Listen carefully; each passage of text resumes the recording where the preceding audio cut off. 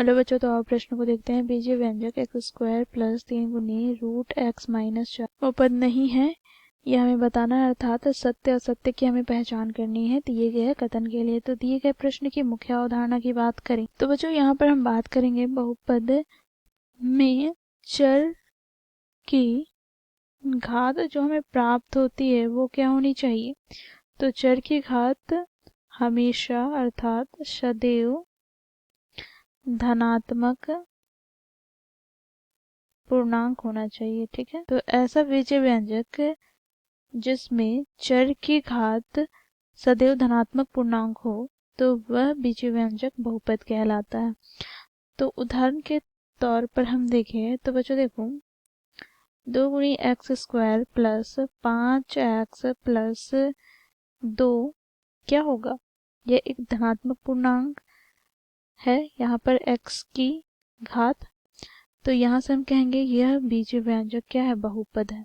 ठीक है, तो आओ प्रश्न की ओर चलते हैं। तो प्रश्न में हमें क्या दिया गया आओ देखते हैं। तो देखो यहाँ पर एक्स स्क्वायर प्लस 3 गुनी रूट एक्स माइनस 4।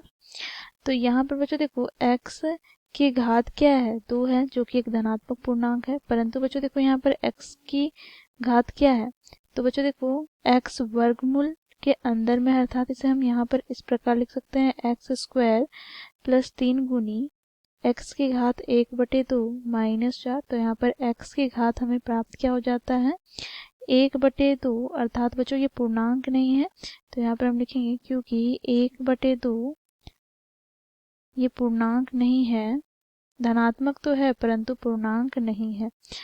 तो यहाँ से हमें प्राप्त क्या हो जाएगा, तो यहाँ से हम लिखेंगे इसलिए दिए गए बीजीय व्यंजक अर्थात एक्स स्क्वायर प्लस 3 गुनी रूट एक्स प्लस माइनस 4 बहुपद नहीं है। तो बच्चों यह कथन क्या हो जाता है, यह कथन सत्य कथन है। तो यहाँ पर लिखेंगे अतः यह कथन सत्य है।